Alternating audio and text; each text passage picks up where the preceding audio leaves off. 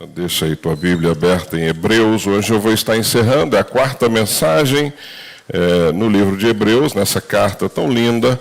Eu pretendo encerrá-la hoje, já pensando nas próximas, mas vamos encerrar esta carta hoje, tá bom? Você que está aqui desde a primeira mensagem, há 3 domingos atrás, esse é o quarto domingo que eu estou trazendo uma palavra em Hebreus.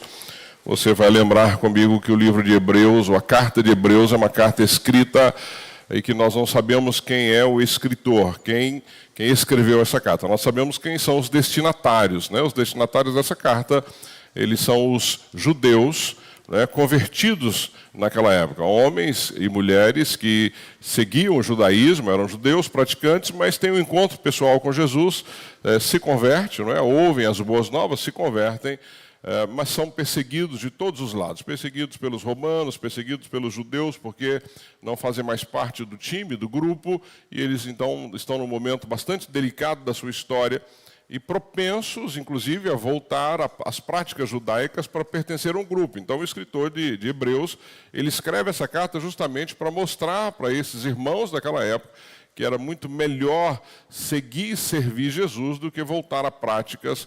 E aí ele vai mostrando, então, que Jesus é maior do que os profetas, afinal de contas, eram os profetas que o povo judeu ouvia. Deus usava os profetas para falar com o povo judeu. Ele, então, mostra que Deus falou de várias vezes, de várias formas, em vários momentos da história, através dos profetas, mas neste tempo ele fala através do Filho, Jesus Cristo. Ele faz essa primeira comparação, mostrando que o Filho, Jesus, era muito maior e é muito maior do que os profetas. Depois ele vai também mostrar que a história judaica, você vai sempre observar que Deus usa anjos em vários momentos para trazer a lei, para trazer uma palavra, para trazer ali um julgamento, justiça. Deus usa os anjos para isso. E os judeus têm uma relação muito próxima com os anjos, mas ele vai mostrar que os anjos são portadores das boas notícias de Cristo Jesus. Então ele está dizendo que o Senhor Jesus era muito maior do que os anjos, afinal de contas os anjos falavam a respeito dele, então ele era muito maior e os anjos eram servos, né? Então ele vai fazer essa comparação e mostrar que de fato os anjos são inferiores a Jesus Cristo. Depois ele vai falar sobre a saída do povo do Egito, ele vai falar sobre Moisés, o grande libertador, o grande legislador, aquele que de fato fez uma diferença muito grande no povo de Israel, tirando esse povo cativo do Egito, levando esse povo para o deserto, na direção da Canaã, não é? E foi através de Moisés que as leis foram estabelecidas, as regras sanitárias e o convívio desse povo durante 40 anos no deserto. Moisés foi um homem extremamente usado por Deus, mas ele também mostra que Moisés estava conduzindo o povo da mesma forma. Ele usa na sequência Josué, que é aquele que depois de Moisés fez com que o povo entrasse na terra prometida, na Canaã, mas Cristo era maior e é maior do que ambos, porque Cristo nos faz entrar na Canaã celestial. E a Canaã, aquela que Josué e Moisés estavam conduzindo o povo, era uma Canaã provisória. Ele não daria esse descanso que nós vamos ter na Canaã celestial. Então ele faz essa comparação, vai mostrando exatamente isso, a importância que Cristo tem, porque o escritor quis mostrar e mostrou para os judeus que aquele ao qual eles estavam servindo naquele momento, apesar das lutas e apesar de tudo aquilo que eles estavam passando naquele momento, Cristo era muito maior, muito melhor. Portanto, mesmo passando por tudo isso, eles deveriam continuar fiéis a Cristo e servindo a Cristo de todo o coração. Traz um alerta com relação à apostasia, trazendo aí um cuidado, se você for ver aí nos capítulos seguintes, ele traz um alerta sobre isso, sobre você não se afastar dessa sua relação com o Senhor. Na segunda mensagem, eu trouxe algumas relações que ele tinha com o sumo sacerdote, né, na segunda mensagem, ou seja, ele mostra que o povo de Israel, eles sempre tiveram um sacerdote que começa lá em Arão, instituído pelo Senhor, né, Arão, irmão de Moisés, e o povo de Israel sempre teve o sacerdote, aquele que fazia os sacrifícios, né, de animais pelo perdão dos pecados do povo judeu, mas inclusive dele próprio, o próprio sacerdote. E vem a linhagem de Arão, onde Israel teve vários sacerdotes. e ele mostra então que Cristo é o sumo sacerdote, aquele que fez o sacrifício definitivo, aquele sacrifício que não havia necessidade de sacrifícios extras, e era um sacrifício de alguém que fazia sem pecado, diferente de Arão e de toda a sua linhagem, e ele vai mostrar que Jesus vem da mesma forma que Melquisedeque lá atrás apareceu, não é? Aí vem também Jesus, né? Melquisedeque aparece lá para Abraão, nós não sabemos de onde ele veio e abençoou Abraão, considerado sacerdote, depois ele também não aparece mais na história. Então ele está mostrando que Cristo é o sacerdote, foi designado pelo próprio Deus, ou seja, ele não tem um início, ele foi designado pelo próprio Deus e veio para ser o nosso sumo sacerdote definitivo. Então na segunda mensagem eu mostro exatamente isso. O escritor de Hebreus diz assim, olha, vocês sempre tiveram um sacerdote que fazia o sacrifício, né, pelo perdão dos pecados seu e dele. Mas agora nós temos um sumo sacerdote que fez um sacrifício definitivo e nós não precisamos mais temer, porque estamos debaixo desse sumo sacerdote. Na terceira mensagem eu falei sobre a suficiência de Cristo, né? Porque hoje, infelizmente, nós, igreja brasileira, e sempre que eu disser isso, entenda que eu quero falar do conjunto da igreja brasileira, não estou dando nome, mas nós precisamos pensar nisso enquanto igreja. Nós temos feito várias coisas que mostram que Cristo não é suficiente. Se você observar no capítulo 10 de Hebreus, ele vai falar sobre a suficiência de Cristo, ou seja, ele morreu pelos nossos pecados, ponto. Ele veio para este mundo, nos salvou, ponto. Nós não precisamos de outras coisas, nós precisamos de obediência. Então, eu trabalhei bastante isso na minha mensagem da semana passada, mostrando que nós temos que ser obedientes ao Senhor e que o sacrifício de Cristo é definitivo. Nós não precisamos de campanhas, nós não precisamos fazer 7 dias para 7 meses, 12 dias para 12 meses, absolutamente.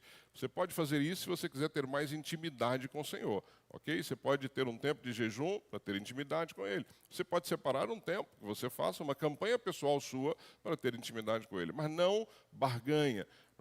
Não dá para vir aqui, vamos vir aqui 12 dias, ficar 12 dias de joelho para que o Senhor nos dê 12 meses de prosperidade. Isso não existe, isso não é bíblico.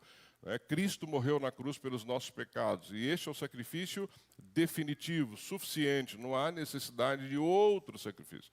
O que Ele está esperando de nós é obediência à sua palavra. Por isso que a minha oração tem sido, quando estudamos a palavra, nós temos que sair daqui com o coração de, Senhor, eu vou obedecer a sua palavra. É isso que Ele quer de mim e de você. Não quer você andando de joelho, não quer você carregando cruz, absolutamente. Ele quer que você seja obediente à palavra dEle, afinal de contas, Cristo veio para morrer na cruz no nosso lugar, para que os nossos pecados fossem perdoados. Então, trabalhei isso no capítulo 10, a semana passada, e hoje eu quero trabalhar contigo o capítulo 11, 12 e 13, encerrar esta carta. E se você quiser saber mais, essas mensagens estão disponíveis no nosso canal do YouTube. Você pode assistir todas elas lá, não da forma que eu estou te fazendo aqui, um pequeno resumo muito rápido, só para te contextualizar, se você não estava aqui nas anteriores, e para você entender também um pouco dessa carta, o que o escritor quis dizer nessa carta. Então, nós chegamos na última mensagem, então, dessa exposição, dessa carta aos Hebreus. E ele vai tratar, nesses capítulos finais, é o que eu quero tratar contigo hoje, ele vai tratar de um aspecto prático e perseverante da fé. Ele vai trabalhar muito essa questão. Preste atenção, porque ele vai mostrar que a nossa fé tem que ser uma fé prática. Nós temos que viver isso na prática do dia a dia. O contexto é o mesmo, ele continua, os cristãos perseguidos, em dúvida, desejosos, muitos deles, de voltar a práticas judaicas para pertencer a um grupo, mas o escritor vai mostrar que eles precisam trabalhar esta fé. Mostra, então, esta fé que não é uma ideia abstrata, mas é uma jornada do quê? De obediência, de sofrimento, mas também de esperança. Então, a nossa vida cristã, queridos, ela não é feita não é um mar de rosas. O Senhor não nos chamou e Cristo não veio a este mundo para morrer no nosso lugar, na cruz do Calvário, ressuscitar o terceiro dia para que nós tivéssemos uma vida tranquila. Não, a nossa vida aqui é de luta. Todos nós temos lutas e vamos continuar tendo luta enquanto o Senhor não nos chamar. Mas Ele disse que estaria conosco e Ele disse que se nós deveríamos ter bom ânimo. Bom ânimo, foi isso que ele disse. No mundo tereis aflições, mas tende bom ânimo, porque eu venci o mundo. Ou seja, nós temos que trabalhar nesse sentido. Então ele vai mostrar isso. Ele vai mostrar que esta fé ela precisa ser uma fé perseverante, ela precisa ser uma fé prática.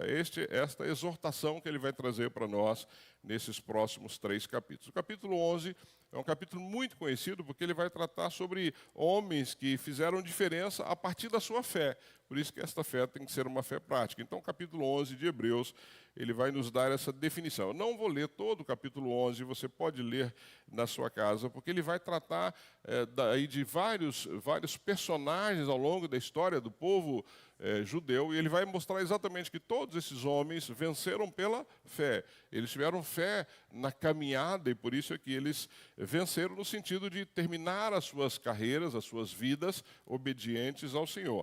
Mas ele trata, logo no verso 1 do capítulo 11, ele fala sobre a fé. E isso sim, eu quero enfatizar contigo sobre fé. Ele diz aí no capítulo 11, verso 1, ora, a fé é a certeza. Então, a primeira coisa que a gente tem que entender aí é que ele mostra que a fé é a certeza, não é? Daquilo que se espera e a prova das coisas que não vemos. Então, a primeira coisa é que a fé é a certeza daquilo que esperamos e a prova das coisas que não vemos. Não é? Então, veja que interessante. Quando pensamos em certeza, ele vai falar que a fé, então, é a certeza e prova, ou seja, a palavra certeza aqui no grego, ela também era entendida como fundamento, como substância, ou seja, fundamento é aquilo que dá base sólida. Então a fé é o fundamento, é a base sólida daquilo que nós esperamos, é isso que o autor está dizendo. Não é? Ou seja, fé torna presente aquilo que ainda vai acontecer, porque fé é isso. Fé não é você crer que este copo é este copo. Não, fé é você crer quando alguém diz para você que este é um copo e que você vai no futuro ver, não, realmente é um copo. Ou seja, não é aquilo que você está vendo, aquilo que você está pegando, aquilo que você pode sentir. É crer nas promessas do Senhor. É igual você educar filhos. Né? Você educa um filho hoje esperando que daqui a alguns anos você veja o resultado disso. É exatamente isso que acontece. Ou seja, a fé torna presente aquilo, não é, que se espera, que ainda não aconteceu, que ainda vai acontecer. E quando ele fala de prova, prova tem uma ideia aí de convicção, de uma evidência interior daquilo que não se vê. Então a prova é você ter essa convicção.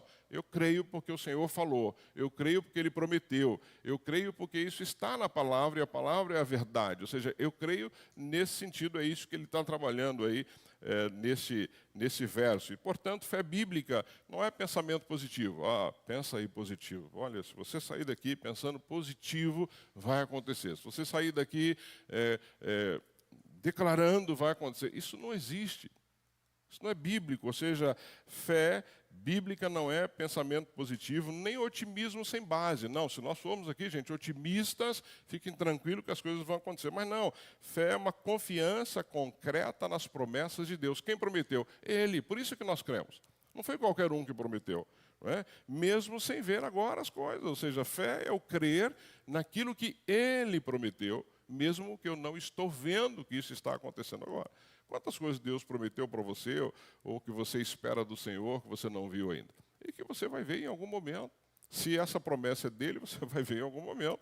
Isso é fé, é crer nisso de fato. Portanto, se você observar, todos esses heróis que são listados aqui no capítulo 11 de Hebreus, ele está aí bem claro no verso 2. Foi por meio dela que os antigos receberam bom testemunho. Por meio do quê? Da fé.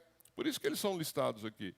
Quantos deles aqui não viram absolutamente nada daquilo que Deus os mandou fazer e eles fizeram e outras gerações viram? Ou seja, todos eles que são listados aí, esses heróis da fé, eles não estavam isentos de sofrimento, ou estavam. Ou você olha para a vida dele e fala, nossa, esse aqui teve fé porque ele também viveu uma vida, né? Foi tranquilinho. Não, foram homens que pagaram um alto preço pela fé, por crer naquilo que Deus havia prometido, ou que Deus havia mandado que eles fizessem para que outras gerações pudessem entender. Todos eles receberam e tiveram um bom testemunho, porque viveram uma fé ativa, obediente, uma fé perseverante. É isso que nós temos que fazer.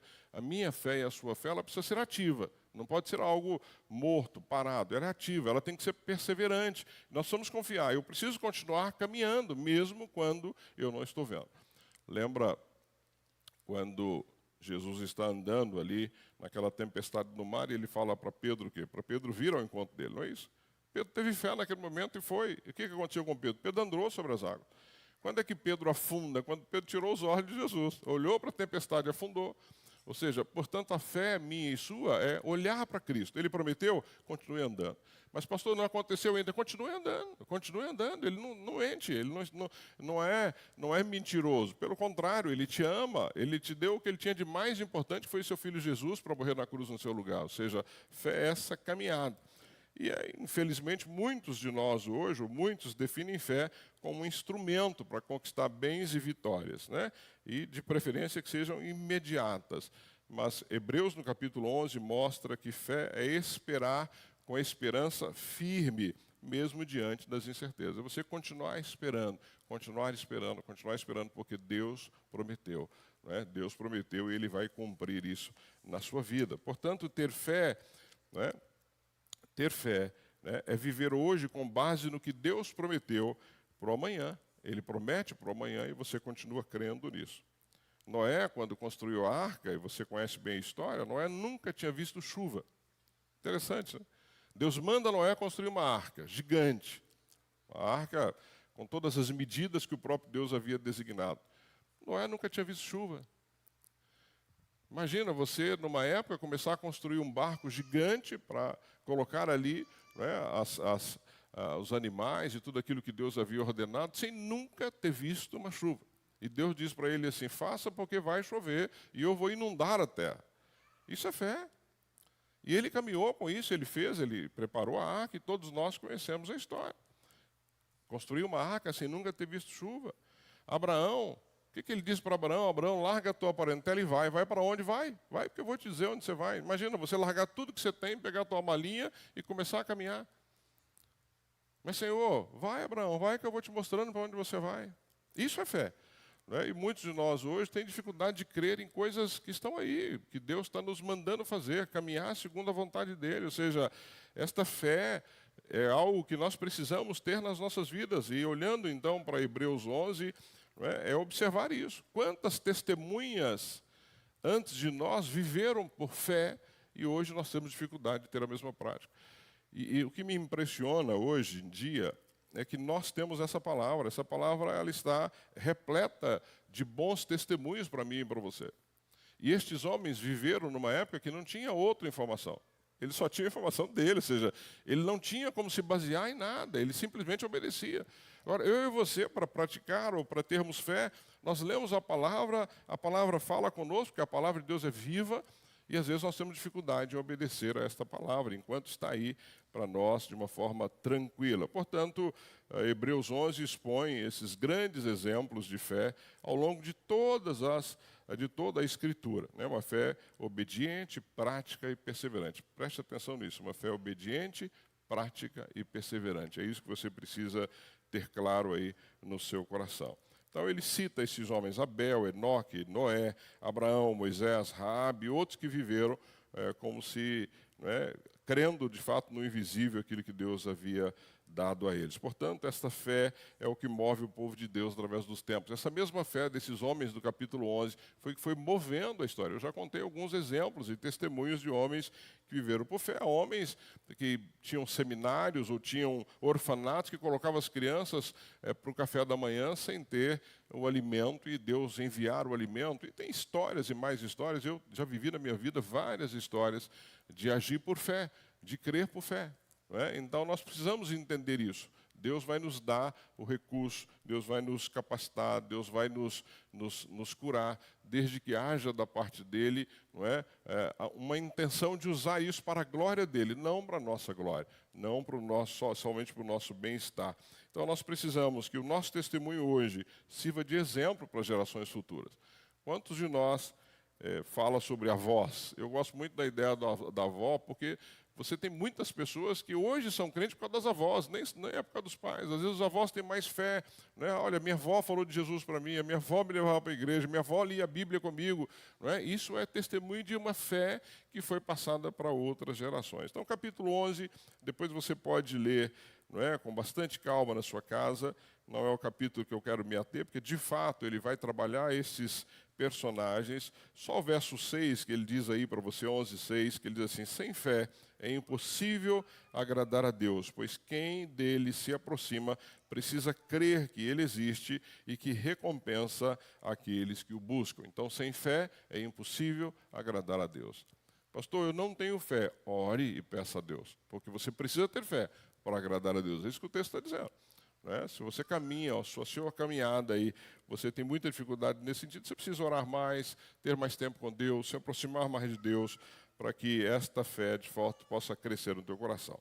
O capítulo 12 é o capítulo que eu quero me ater um pouco mais com você, porque o capítulo 12 ele vai falar sobre disciplina, e esse é um tema bastante interessante. Então, o capítulo 12, ele começa o capítulo 12 dizendo assim: portanto, ele está falando desses homens no capítulo 11, portanto, também nós, então ele está dizendo, portanto, não só esses homens que eu citei, mas também nós, é o que ele está dizendo, uma vez que estamos rodeados por tão grande nuvem de testemunha, livremo-nos de tudo que nos atrapalha e do pecado que nos envolve, e corramos com perseverança a corrida que nos é proposta, tendo os olhos fitos em Jesus, autor e consumador da nossa fé. E aí ele vai continuar dizendo: ele, pela alegria que lhe fora proposta, suportou a cruz, desprezando a vergonha, e assentou-se à direita do trono de Deus. E ele vai continuar aí falando sobre o capítulo que você pode ler sem nenhum problema. Mas se você pegar lá no verso 7, olha o que ele diz no verso 7, 12:7, que eu quero me ater contigo. Ele diz assim no verso 7: suportem o quê? As dificuldades. Suportem as dificuldades, recebendo-as como disciplina. Deus os trata como filhos. Ora, qual o filho que não é disciplinado por seu pai? Se vocês não são disciplinados, e a disciplina é para todos os filhos, então vocês não são filhos legítimos, mas sim ilegítimos. Então ele vai tratar aqui no capítulo 12, e como eu tenho algo que eu quero compartilhar com vocês, eu vou deixar para que você continue lendo o capítulo em casa, eu só vou ler alguns textos contigo, mas ele vai falar sobre a correção como ato de amor. Talvez a nossa maior dificuldade, queridos, minha e sua, é entender que correção seja um ato de amor, é entender que Deus nos corrige de várias maneiras. Quando olhamos aqui, quando ele fala da palavra disciplina, que hoje é uma palavra muito mal compreendida, até rejeitada, hoje é impressionante como também a nossa legislação foi elaborada de tal forma que você não pode disciplinar. Disciplina parece hoje algo que nós associamos a abuso, a repreensão, ao autoritarismo, então dá a impressão de que disciplinar alguém hoje é ser autoritário, ou abusar da sua autoridade e assim por diante. Mas a palavra de Deus nos orienta, e o Hebreus nos orienta, e mostra que disciplina é uma expressão do amor paternal de Deus. É uma expressão do amor paternal de Deus. Então, o Hebreus 12 vai nos mostrar que Deus, como um bom pai, e Ele é um bom pai, Ele corrige seus filhos. Não para destruí-los. Deus não corrige você, nem a mim, para nos destruir, mas para nos amadurecer, para nos moldar, nos levar à santidade. A correção de Deus é sempre algo que vai nos levar a ser santos. A ideia é nos levar à santidade. Por isso que ele diz aí no verso 6, pois o Senhor disciplina a quem ama. Então, se Deus está disciplinando você de alguma forma, é porque Ele te ama. Se Ele não te amasse, como Ele, o próprio texto diz, Ele não estaria te disciplinando. E castiga todo aquele a quem aceita como filho. Interessante que a palavra disciplina, no grego, ela traz a ideia de educação formativa. Disciplina, no grego, traz a ideia de educação formativa, ou seja, você forma alguém a partir da disciplina. Você vê que interessante. E nós, muitas vezes, estamos deixando isso de lado. Ou seja, Deus não está nos punindo quando Ele nos disciplina, Ele está formando o nosso caráter. Então, Deus, na disciplina formativa, está formando o nosso caráter. Então, você, quando disciplina alguém, e aqui vai você, pai que disciplina o teu filho, você está formando o caráter do seu filho. Então, nós podemos pensar ao contrário. Quando você não disciplina o teu filho, você está tornando o seu filho um mau caráter, porque o caráter não foi formado. Se nós pensarmos aí ao contrário. Por isso que, quando lemos, e quando eu li este capítulo 12, estudei o capítulo 12, não dá para não relacionar a disciplina de Deus à disciplina hoje que nós temos entre o nosso relacionamento humano. É o que ele diz aí no verso 9. Além disso, ele diz assim, no verso 9 do capítulo 12, tínhamos pais humanos que nos disciplinavam, e nós os respeitávamos. Está dizendo, olha, se você tem dificuldade de entender a disciplina de Deus, você tem os seus pais que disciplinavam você. E você respeitava a disciplina do seu pai. Não é? Porque essa é a ideia. E ele continua, quanto mais devemos submeter-nos ao Pai dos Espíritos para vivermos. Está dizendo, olha, se você tem um pai humano que disciplina e você respeita, quanto mais o nosso Deus Todo-Poderoso, que é o teu Pai, é o Pai dos Espíritos, ele que está te disciplinando, portanto você deve obedecê-lo. Portanto, aí, essa comparação do autor de Hebreus é claro. Se nós respeitamos nossos pais humanos, né, que nos corrigem, quanto mais devemos respeitar o Senhor. E quando olhamos para isso, e se você olhar para a situação hoje que nós estamos vivendo, baseado aí no capítulo 12, você vai observar também o quanto hoje nós estamos abrindo mão dessa disciplina. E eu estou falando aqui para pais cristãos. Eu creio de todo o meu coração que nós precisamos resgatar a responsabilidade de disciplinar. Isso tem se perdido, inclusive, entre nós na igreja. Entre os pais da igreja, deixam de disciplinar os seus filhos com amor, com propósito, à luz da palavra, né, e não conforme a cultura do momento. Eu vejo, nós estamos vivendo um momento peculiar, porque se confunde muito o que o mundo diz com o que nós aplicamos na palavra. Ou seja, nós buscamos hoje muito mais orientação em profissionais do meio, e aqui eu todo tipo de profissional, e buscamos pouca orientação na palavra, e a palavra fala sobre disciplina. Né? Então, o texto é muito claro nesse sentido, quando ele fala sobre correção. A Bíblia nos orienta de uma forma muito clara sobre a disciplina e como é que nós devemos agir. Interessante que a Bíblia nunca delegou ao Estado, nem à escola, nem à cultura, a tarefa principal de educar moral e espiritualmente os filhos. Essa tarefa não foi nunca delegada à palavra. A palavra não diz assim, a partir de agora o Estado brasileiro, né, vai educar moral e espiritualmente os seus filhos.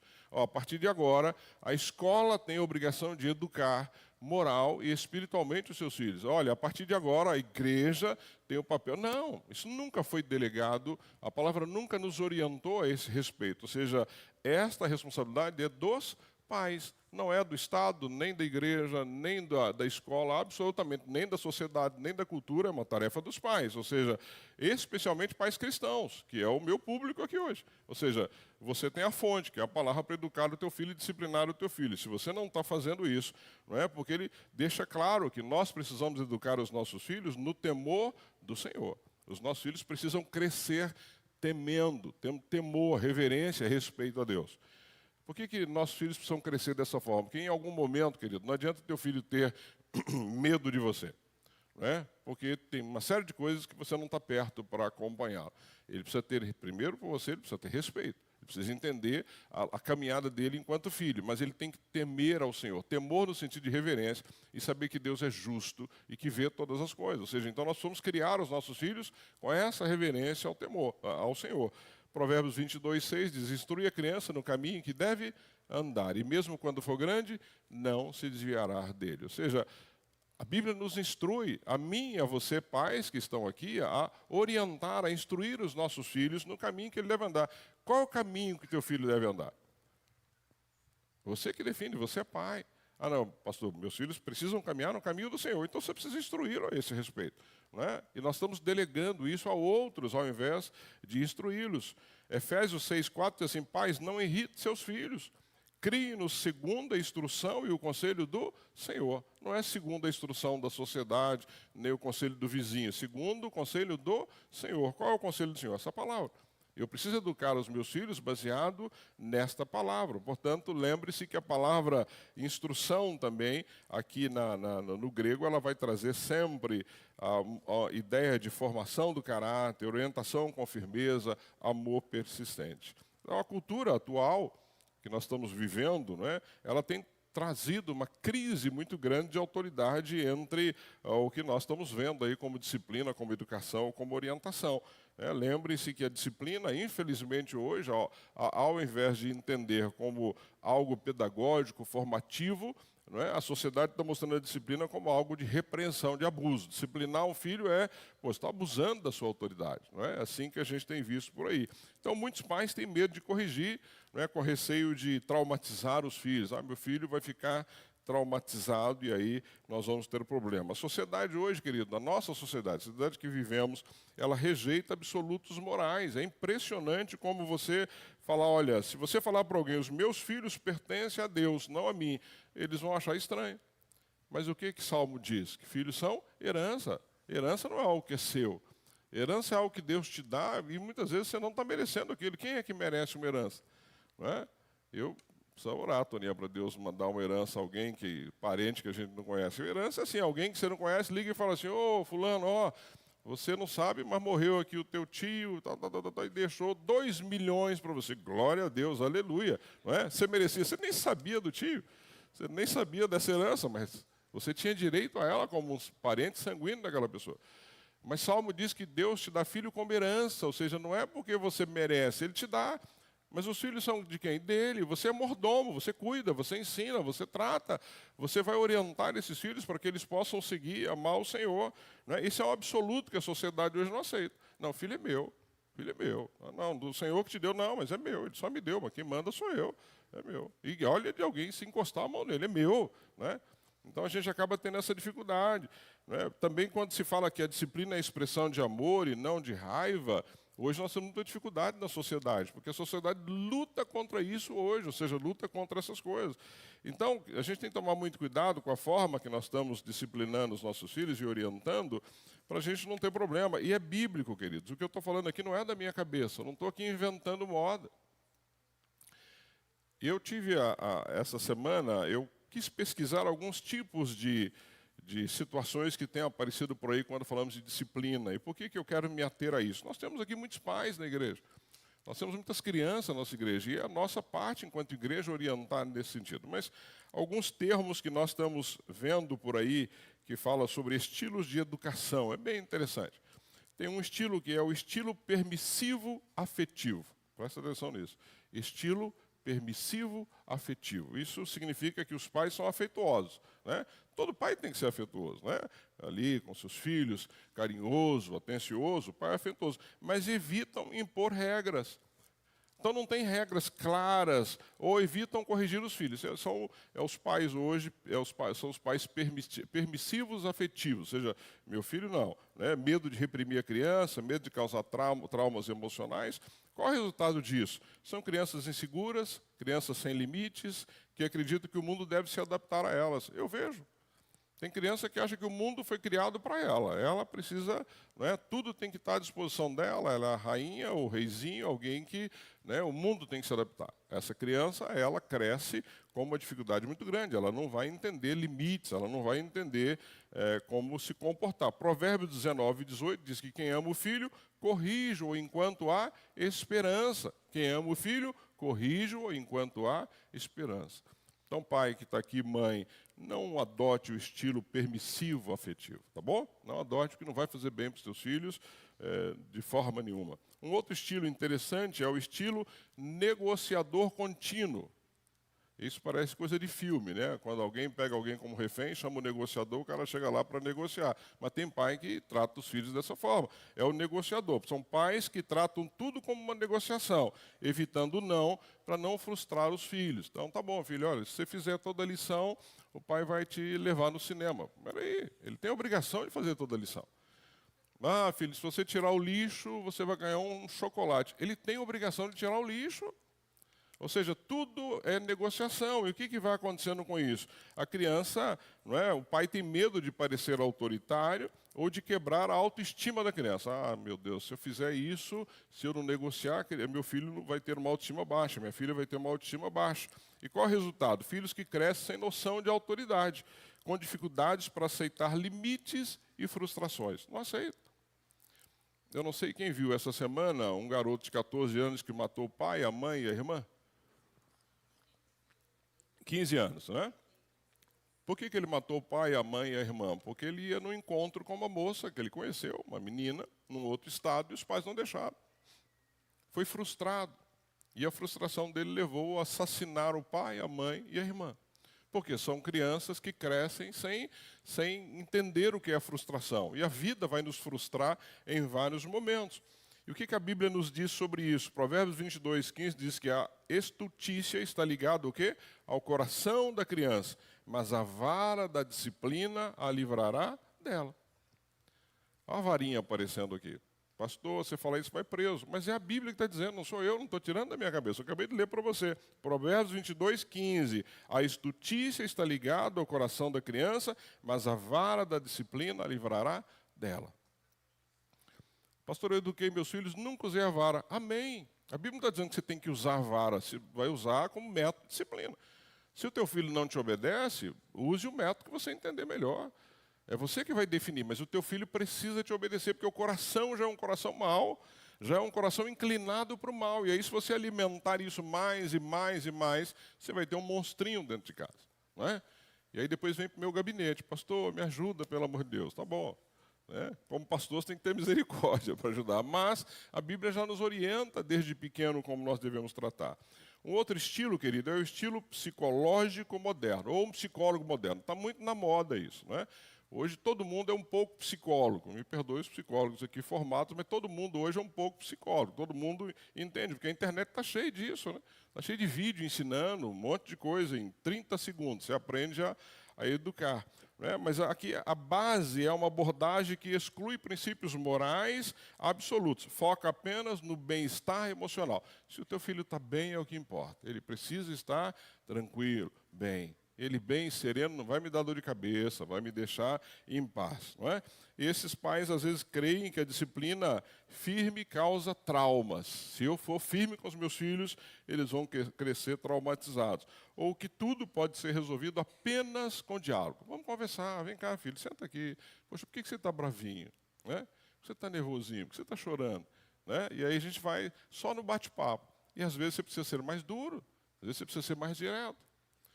Eu lembro lá em casa que quando os meninos, as poucas vezes que eles tentavam bater a porta, a gente chamava e falava assim, não, você não vai bater mais. Mas se você quiser bater a porta, você põe, olha, você é preso por isso. Você põe o dedo, né, e bata a porta no dedo. Tranquilo. Porque eu não quero o barulho da porta. Você pode até bater a porta, eu só quero evitar o barulho. Para evitar, você põe o dedo e bata. Alguma criança faz isso? Claro que não. Estava chorando, a gente pegava aquele choro, né, estridente, que irrita a gente, pegava, levava no quarto, punha lá em cima da cama e dizia para ele assim, vou encostar a porta, você pode ficar chorando aí o tempo que você quiser, quando você parar de chorar, você sai. Beleza, beleza. Fechava a porta. 30 segundos depois, estava saindo do quarto. Quer dar escândalo para todo mundo ver. Jonathan e Daniel. O Jonathan não veio hoje, acho que ele sabia que eu ia falar sobre filhos. Né? Acho que ele sabia que... Estavam brigando os dois, brigando na sala por causa da TV. O que eu fazia? Desligava a TV, colocava um de frente para o outro. Pai, pelo amor de Deus, não vai ficar um de frente para o outro aqui, olhando um para a cara do outro, com a TV desligada. Passava um tempo, um caía de um lado, outro caía do outro, dormia, acabou. Quando eu chegava lá, estavam brigando, já corriam para resolver, porque qual era a disciplina? Era a TV? O problema? Perde a TV. Perde a TV. E assim nós fomos ensinando, queridos. Fomos ensinando.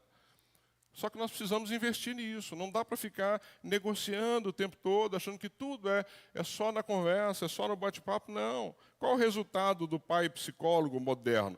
Falta de responsabilidade pessoal dos filhos, dificuldade de lidar, né, com consequência e disciplina. Saem algumas matérias interessantes. Esse dia eu estava vendo um grande empresário que ele precisava contratar gente para a empresa dele. Ele disse que fez lá entrevista com vários jovens, vários. Teve jovem que levou a mãe na entrevista. Gente, isso é verdade, leva a mãe na entrevista. E aí, na hora da entrevista, a mãe senta do lado do filho para ser entrevistado para entrevista de emprego. E aí, ele falou, depois de muitas entrevistas, eu contratei uma moça. Ela veio, chegou 8 da manhã, que era o horário para começar. 9 horas ela foi embora, não quero mais não. Pega as coisas dela e vai embora. Não tem responsabilidade. E isso é culpa dos pais na educação dos filhos. É culpa. Então, se você não disciplinar e educar o teu filho corretamente, ele vai sofrer, e vai sofrer muito no futuro. Então, a nossa responsabilidade é educar. A Bíblia, lá, que nós vimos aqui em Hebreus, diz que nenhuma disciplina parece ser motivo de alegria, mas produz o quê? Fruto de justiça. Não é alegria. Eu não gosto, eu nunca gostei de disciplinar os meus filhos. Quem gosta disso, gente? Quem gosta de corrigir filho? Mas é necessário. Ninguém é masoquista de ficar fazendo os outros. Não, é necessário, porque se você não fizer isso, você vai ter problema. Mais um estilo interessante que eu encontrei, terapêutico protetor. Isso é bem legal, terapêutico protetor.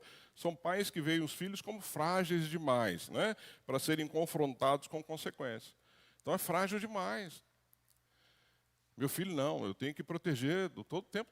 Né? Hoje já tem uma proteção que nasce depois de 6 meses é que alguém pode chegar perto. Porque enquanto não tomar todas as vacinas... E amém, eu não vou dizer que vocês estão errados, porque mudou. Na minha época, nascia, a gente ia para o supermercado com a criança num carrinho puxando para fazer despesa. Você não tinha como ficar protegendo isso. Mas parece que agora é mais frágil, agora tem que esperar todo esse tempo. Amém, tem que esperar. Se o médico diz que vai esperar, espere. Mas os nossos filhos não são frágeis a esse ponto, não, gente. Não é algo que vai quebrar, não. O corpo também tem, né, resistência e a gente tem que trabalhar nisso. Mas esses pais veem os filhos como frágeis demais. Né? O meu filho, né, ontem eu estava lá no Pro Saber, Cláudia, e estava vendo algumas crianças jogando bola. Porque eu estava na sala, tinha as latinhas. Tem criança que não sabe jogar uma bola na lata. Quem tem que ensinar? Pai. Só que eu estava olhando alguns pais também não sabem jogar bola na lata. Eu falei, aí fica difícil. O pai não sabe, o filho não sabe, fica um negócio complicado, né? E aí me perdoe se tinha algum pai aqui lá jogando na lata, mas eu estava lá, eu estava de olho. Mas você vê, a criança vai jogar uma bola e não sabe jogar uma bola, porque não foi ensinada, alguém não ensinou, o pai tinha que ensinar essa criança. Ensinar a andar de bicicleta, apesar que lá em casa foi a Toninha que ensinou, mas alguém tem que ensinar, não é? Então a criança tem que ter esse modelo masculino, feminino, que se perdeu hoje. Então tem que tomar muito cuidado. Então esse pai terapêutico, protetor, ele tem medo de causar dor emocional, né? Tendência a super proteger. Aí, filho, vamos no emprego, eu vou lá contigo, fica tranquilo. Que isso, meu irmão? Deixa teu filho pegar o trem, pegar o ônibus, ir onde tem que fazer, resolver o que tem que resolver. Né? A menina, depois de uma idade, também, você vai proteger um pouco mais que a mulher, mas tem que deixar caminhar, senão vai ser problema. Filhos que crescem sem resiliência, eles não conseguem, né? Tem uma decepção, acontece o que nós estamos vendo aí, emocionalmente frágeis, uma identidade instável, ficam sem saber quem são, não sabem nem quem são.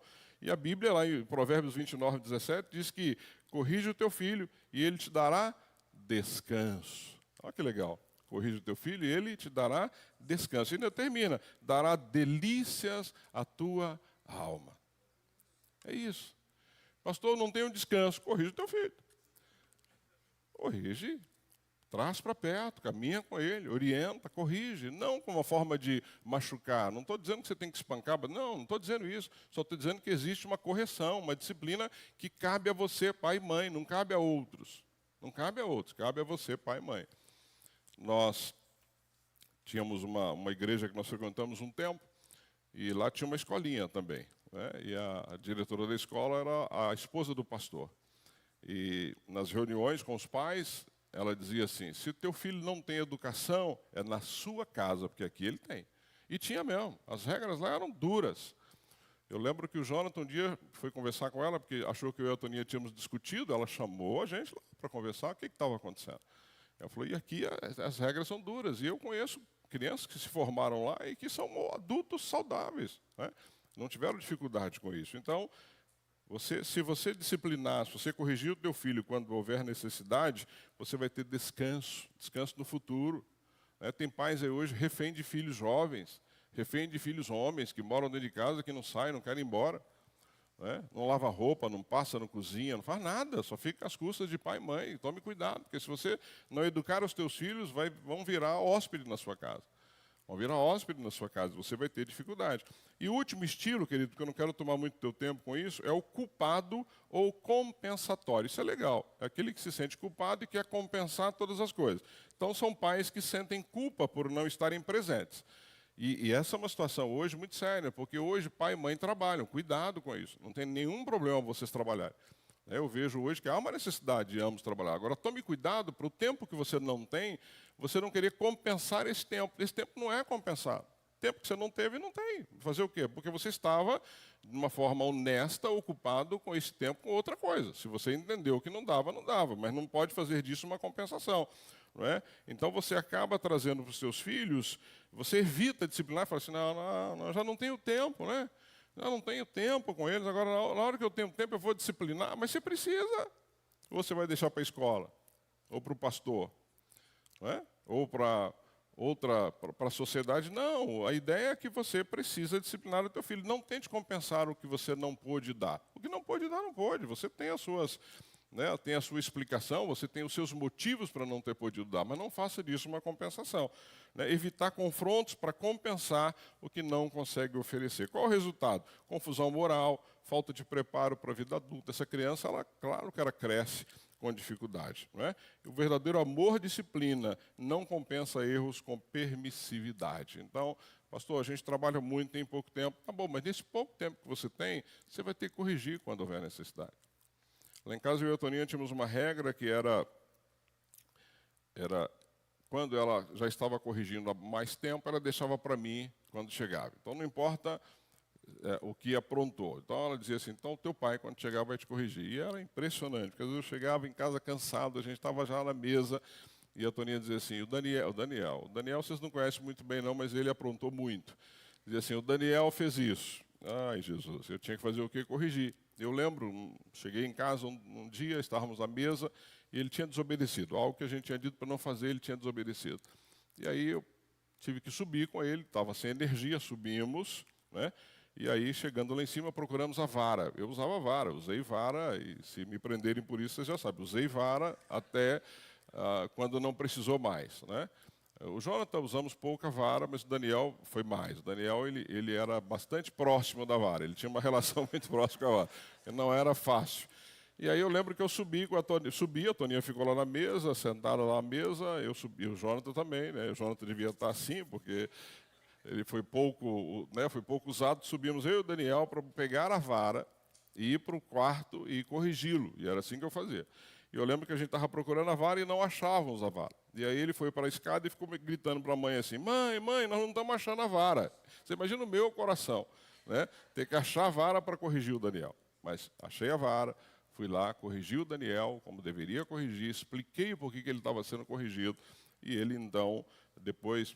Você fica ali, você explica biblicamente, você corrige. De novo, querido, se você não precisar usar a vara no teu filho, não tem nada de errado. Eu só não quero teu filho aí indisciplinado, né? Um caráter mal formado, porque você não aplicou as disciplinas. Você pode tirar algum privilégio, você pode usar a vara se quiser, não use mão, nada disso. Nós não estamos aqui para judiar dos nossos filhos, estamos aqui para educar os nossos filhos. Se você conseguir fazer tudo isso sem a necessidade, tranquilo. Então não fale aí, o pastor falou que a gente tem que mandar vara no filho. Não, você não tem que fazer isso. A Bíblia diz que a vara é uma forma de disciplina, está aqui escrito. Né? Mas se você conseguir fazer sem, não sendo um desses pais que eu citei aqui, perfeito, perfeito. E aí você desci com o Daniel, sentamos lá à mesa para continuar o nosso jantar. Mas ele era assim, ele precisava disso, ele precisava entender que existia um limite e ele nunca queria obedecer os limites que a gente estipulava para ele. Né? Então, para ele entender que tinha limite, nós tínhamos que partir para uma correção um pouco mais forte. Então, qual o resultado de tudo isso que eu disse para você? Primeiro, gerações com uma baixa tolerância à frustração. Temos hoje uma geração de jovens que não podem ser mais frustrados. Né? Tudo tem que ser... Eu vi agora uma foto de um incêndio que teve aí num país, e um jovem assim com o PlayStation. E aí alguém escreveu na foto, em meio de todo o incêndio, ele salvou o quê? O PlayStation dele. Não quis salvar mãe, nem pai, nem ninguém que estava ali, mas salvou o PlayStation, é isso. O que é mais importante? Né? Numa hora dessa que você vai perceber. Então, hoje, filhos indisciplinados, inseguros, muitas vezes perdidos emocionalmente, porque nós não aplicamos a disciplina que deveria. Pais omissos, pais exaustos, confusos, não é? Porque não buscaram um modelo claro. E o reflexo é na sua vida. É você que fica mais cansado do que deveria.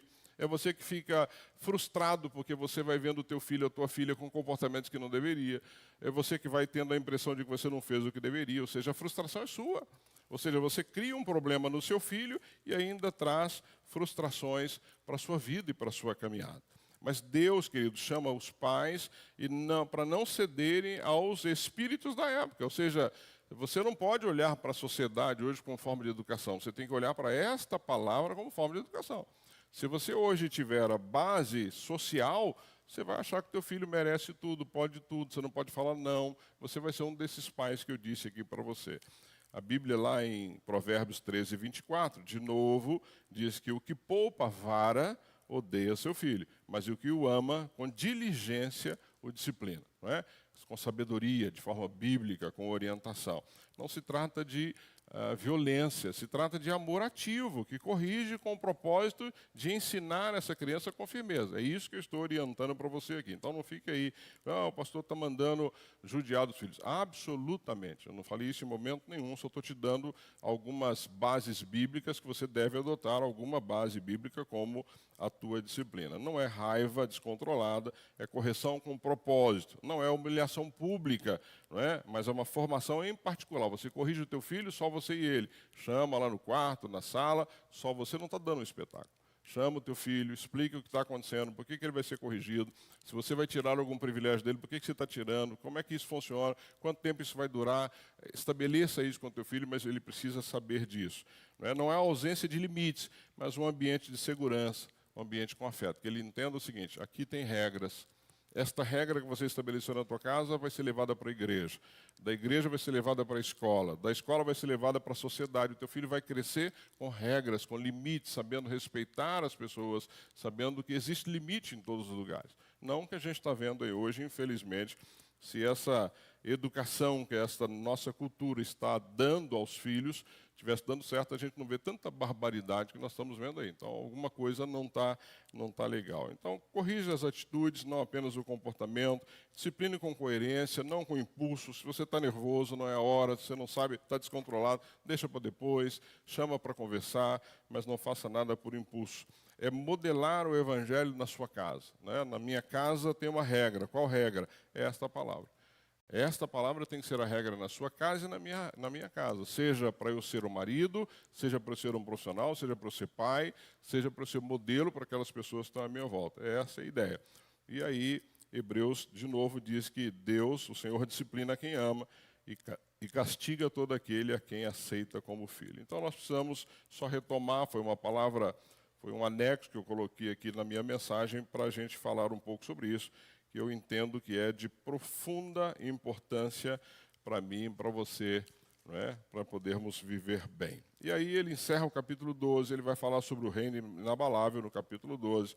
Ele vai lá no verso 28, né? Então, se você pegar lá no 12, 28, ele vai falar desse reino inabalável. Ele diz que, portanto, já que estamos recebendo o reino inabalável por quê? Porque este reino vem através de Cristo. Sejamos agradecidos e, assim, adoremos a Deus de modo aceitável, com reverência e temor, pois o nosso Deus é fogo consumidor. Então, ele vai dizer que nós estamos entrando no reino que não vai abalar, é inabalável. Isso, para mim e para você, é uma garantia, é uma tranquilidade muito grande. E ele fecha o capítulo 13, então, aí já encerrando no capítulo 13, ele fala sobre esta fé que transforma relação e valores. E ele vai dar uma série de orientações bem legal aí no capítulo 13. Ele vai dizer aí logo no início, no verso 1, continue a amar-se fraternalmente. Você vê que toda a base aí é o amor. Continue a amar de forma fraternal. Então ele está dizendo que o amor entre irmãos deve ser mantido, cultivado, renovado, que é este amor que nós precisamos ter aqui uns pelos outros, né, na nossa caminhada. Quando olhamos hoje para a sociedade, hoje há um individualismo, uma polarização muito grande na sociedade. Hoje a sociedade, a ideia não é amar, não é cuidar uns dos outros. Se você primeiro pensa no teu bem-estar, pense em você, pense na tua vida, para depois, se der, você pense nos outros. Mas não é isso que a Bíblia nos ensina. A comunhão entre nós, entre os crentes, é uma evidência de fé verdadeira. Lembra lá em João, quando ele diz que nós seríamos conhecidos se nós amássemos de fato uns aos outros. Assim nós seríamos conhecidos como discípulos de Jesus, quando o nosso amor fosse visível, amor prático. Amor no dia a dia. E ele diz então que o Senhor disse que isso seria algo que as pessoas iriam entender que nós somos então discípulos de Jesus. Então esse amor fraternal é mais do que um sentimento. É acolhimento, é ajuda, é perdão, é suporte espiritual, é material quando o nosso irmão precisa. Aí no verso 2 do capítulo 13, ele vai tratar também. Ele diz assim, não se esqueçam da hospitalidade.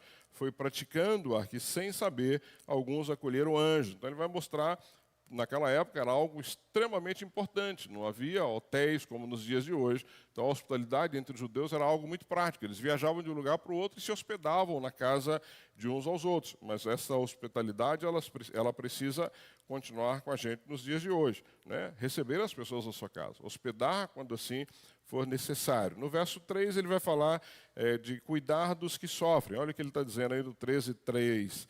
Ele diz assim: lembrem-se dos que estão na prisão, como se aprisionados com ele, dos que estão sendo maltratados, como se vocês mesmos estivessem sendo maltratados. Lembre-se que naquela época os cristãos estavam sendo presos, maltratados, né, tanto por judeus quanto por romanos, e ele está dizendo, não se esqueça desse, coloque-se no lugar deles, sinta o que eles estão sentindo e continue a cuidar deles. Depois no verso 4 ele vai falar sobre a honra no casamento.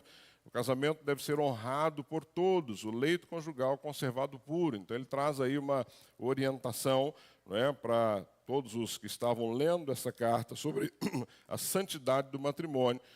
Se você também tem que entender que ele está falando de um contexto que naquela época as práticas sexuais eram difundidas, não é? Somente entre os romanos, entre este mundo greco-romano daquela época. E ele então traz um alerta que não é diferente para nós hoje. Quando olhamos a nossa sociedade hoje, nós precisamos retomar esta pureza do casamento, a pureza, não é, do nosso matrimônio. Ele traz um alerta nesse sentido. No versos 5 e 6, ele vai falar sobre contentamento e confiança. Olha o que ele está dizendo aí no verso 5 e 6. Ele diz assim, conservem-se livres do amor ao dinheiro e contentem-se com o que vocês têm, porque Deus mesmo disse, nunca o deixarei, nunca o abandonarei. Podemos, pois, dizer com confiança, o Senhor é o meu ajudador, não temerei. O que me podem fazer os homens? Então ele traz aqui um alerta, olha, viva contente com o que você tem. Cuidado, não é? Com amor ao dinheiro. Livrem-se disso. Não é? Esse é um alerta para mim e para você. Para nós não colocarmos o dinheiro como o nosso ídolo. Não é? Colocar o dinheiro como a nossa meta final. Está dizendo, contente-se com o que Deus tem te dado.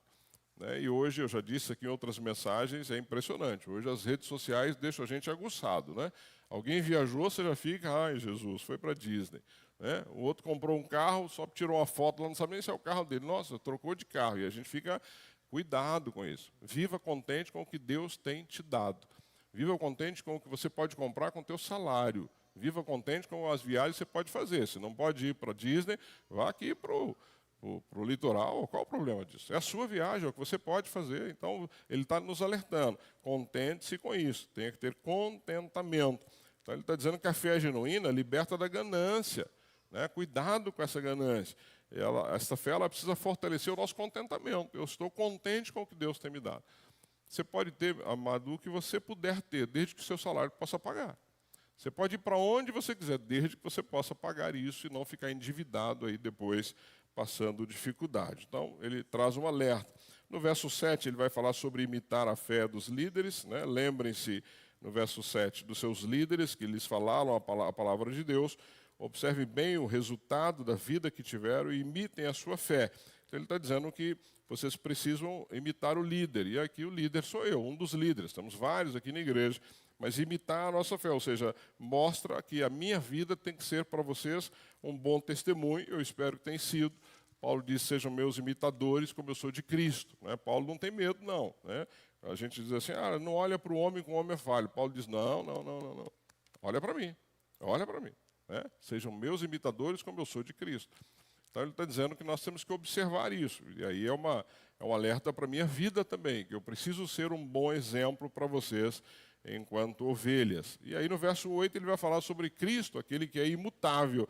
Jesus Cristo é o mesmo ontem, hoje e para sempre. Está dizendo, olha, amados, não se preocupe, o mesmo Cristo que veio a esta terra, o mesmo Cristo que muitos testemunharam, viram, este Cristo é o mesmo ontem, hoje e eternamente. Ele é imutável, ele não vai mudar. Podem continuar seguindo e servindo sem nenhum problema. No verso 9, ele vai trazer um alerta sobre doutrinas estranhas. Olha o que ele diz aí no 13:9.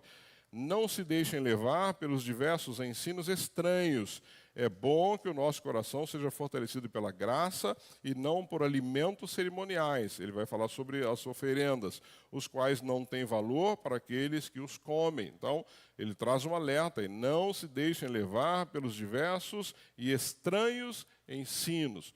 Como é que nós não vamos nos deixar levar por diversos e estranhos ensinos? Quando estudamos a palavra. Por isso é que nós precisamos estudar a palavra, e eu tenho falado isso aqui reiteradas vezes. Se você não estudar a palavra, você é enganado por ensinos estranhos. É só a palavra que vai nos livrar disso. Não é? Depois, nos versos 15 a 16, ele vai falar sobre sacrifícios espirituais. No verso 17, ele vai falar sobre a submissão à liderança, que você deve obedecer aos seus líderes.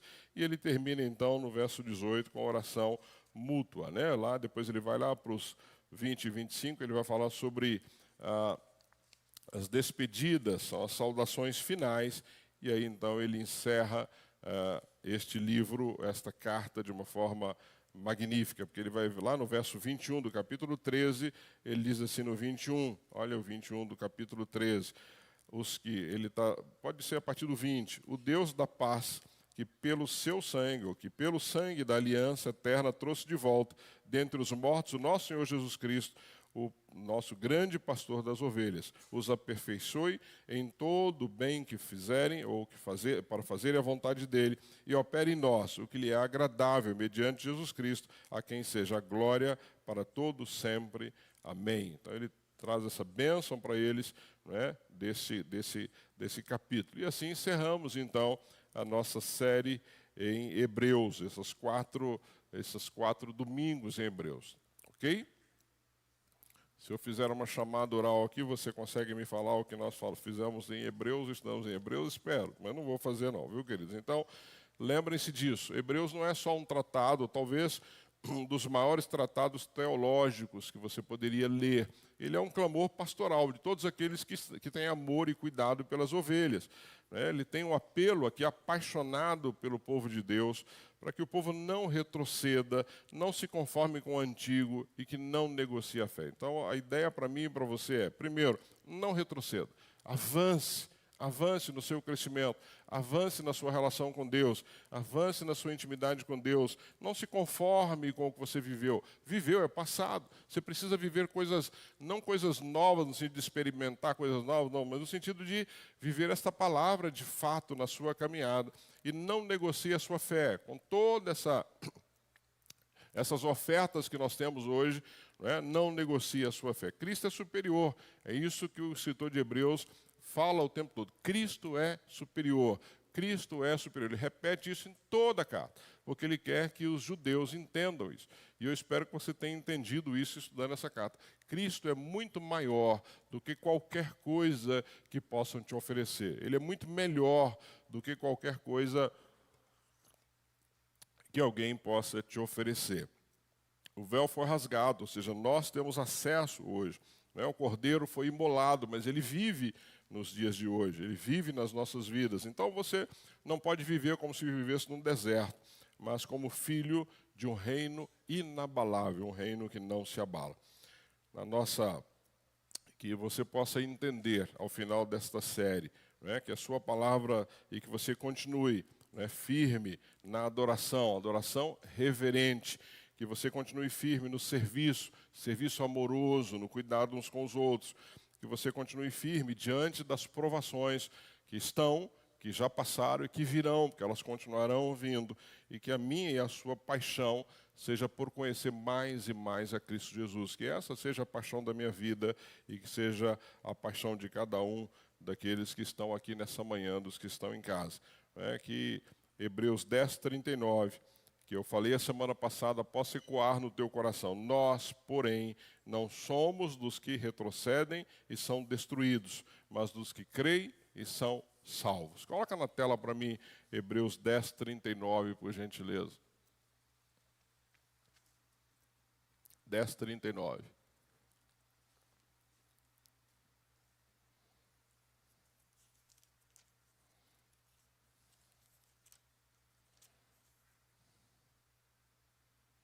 Está aí?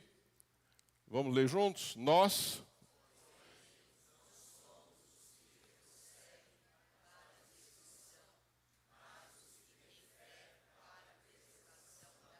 É isso aí. Nós avançamos, não retrocedemos. Amém, queridos? Amém. E você tenha aprendido com esta série. E te recomendo, se você não assistiu às anteriores, assista, para que você possa entender todo o contexto do livro, né? O escritor, quando escreveu a carta, ele tinha uma intenção, desde o primeiro verso do capítulo 1 até o último verso do capítulo 13.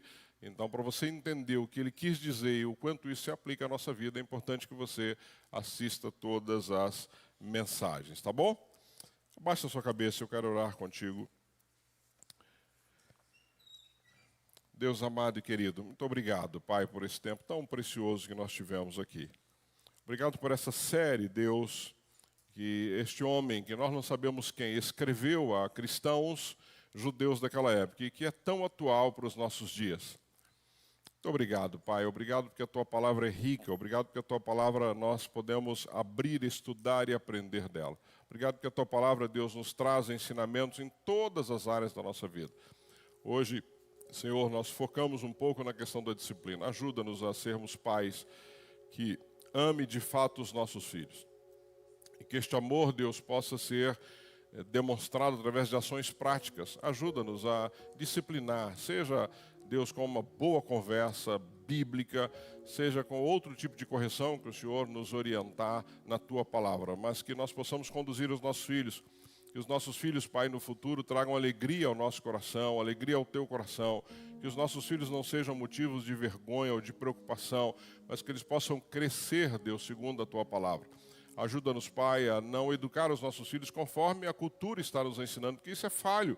Basta olhar as matérias, as reportagens, as coisas que ouvimos no dia a dia, Pai. Precisamos educar os nossos filhos conforme a Tua palavra. A Tua palavra nos traz orientações claras. Disciplina é uma forma de amor, é uma demonstração de amor também.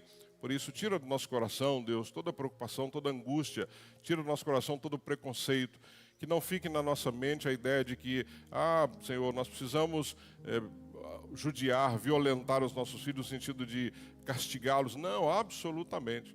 Nós temos que orientar os nossos filhos. O Senhor vai colocar no coração de cada um a melhor forma de orientar, que venha da Tua parte, que venha a orientação do alto para o coração de cada pai, de cada mãe da nossa igreja. Mas nós temos, Deus, um dever, uma obrigação, que é educar, ensinar e disciplinar os nossos filhos para que eles possam crescer segundo a Tua vontade e segundo a Tua palavra. Tira do nosso coração todo medo, todo receio, Pai. É o Senhor que tem cuidado de nós e vai continuar cuidando dos nossos filhos. Que de fato nós possamos assumir esta responsabilidade que foi delegada pelo Senhor a nós, porque o Senhor nos deu filhos como herança, como Salmos diz a respeito. Por isso, Pai, ajuda-nos nisso. Ajuda cada pai, cada mãe aqui da nossa igreja a exercer o seu papel de uma forma bonita, responsável e de acordo com a Tua orientação. Portanto, Pai, ajuda-nos também a não ficarmos cambaleando ou oscilando entre uma situação e outra, que o nosso compromisso possa ser com o Senhor de fato. Que nós não venhamos a olhar para essa sociedade e ficar tentando viver uma vida cristã dupla, cheia de medos e receios, mas que nós possamos viver, tá, Pai, a Tua palavra de forma integral, com obediência ao Senhor, com práticas da Tua palavra, e que as pessoas possam ver em nós, Pai, de fato, homens e mulheres que se amam e cuidam uns dos outros como verdadeiros discípulos de Jesus. Portanto, que esta série, Pai, que esta carta que nós estudamos durante 4 domingos, ela de fato faça diferença nas nossas vidas. Nós possamos ser mais obedientes ao Senhor, nós possamos ter mais intimidade contigo, nós possamos, Deus, viver uma vida que leve outros a Te conhecer e que traga alegria ao Teu coração. Por isso eu peço que o Senhor abençoe o nosso povo, aqui e aqueles que estão em casa. Cuida dos nossos corações, da nossa mente e do nosso dia a dia. Essa é a minha oração, esse é o meu pedido ao Senhor, Pai, em nome de Jesus. Amém, amém e amém.